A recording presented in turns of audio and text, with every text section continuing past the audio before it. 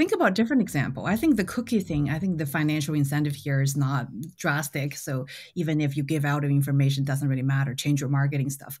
But think about one of the things that's my personal thing that I really don't like, the auto renewals.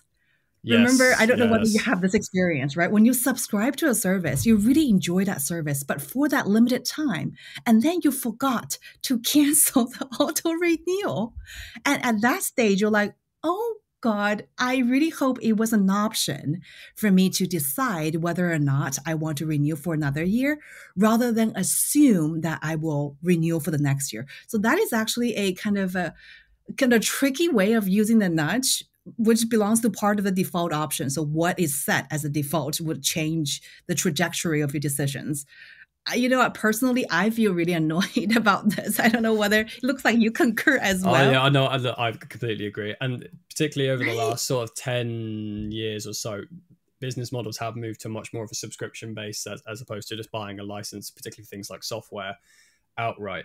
And I think part of that pressure really comes from valuation of companies. Quite frankly, if you could have two similar companies, one that just sells, individual amounts on individual basis, and then for the same amount of revenue as this other company, but this other company has a subscription based model. That subscription based model company is actually worth a lot more in the eyes of many people, or in business valuation, because people are contracted, well, not contracted and you can cancel it, but they're less likely to uh, basically get rid of their subscription, and so they're actually valued a lot more. So a lot of businesses are just moving away from standard licenses or individual amounts to subscription based models. I think we're only going to see more of that.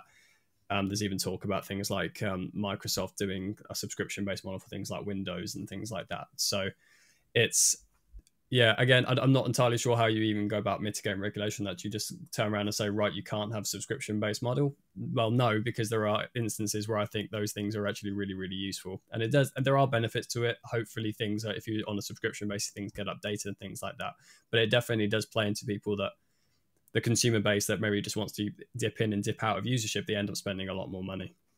Yeah, so like I would, if there's a politician that I can try to influence, I would ask them, can you please stop the auto renewal? Always present the customers with options. Don't assume that I would do the same thing as the previous subscription cycle, whatever. Let me choose. But there is a reason why all the companies choose the auto renewal, because that's the default kind of option literature. You know that once I default you into this, either you don't pay attention, which is probably majority of us who regret being auto enrolled in that thing again. There's very few people who actually willingly want to kind of renew for the next year, what have we. So I think this kind of action, I personally, as a consumer, I really detest it, because then I have to contact customer service and I actually don't want to review. And sometimes they say, oh, I'm sorry, Yep. the payment has been taken. You're going to have to stick it for another year.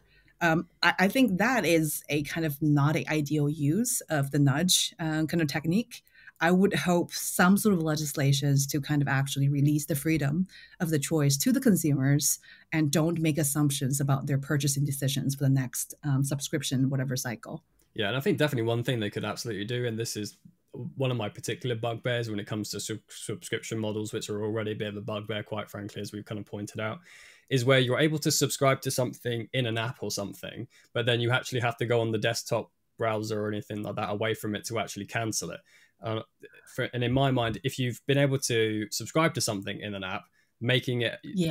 the only reason you would do that is, quite frankly, unless there is something I'm unaware of, to make it more difficult so people don't unsubscribe or forget to unsubscribe. I think if you're able to subscribe to something in an app, you should be able to also unsubscribe from it in an app. But even things like Amazon do that, so you have to go on their website to unsubscribe from Prime and things like that. So hopefully, I think that's a bit of legislation potentially that could be put in place. If you're able to subscribe to something in app, then you have to also be able to unsubscribe from it in an app potentially, because that's a very specific example that I think could have very wide impacts as well, and I think should be relatively easy to potentially fix. I totally agree.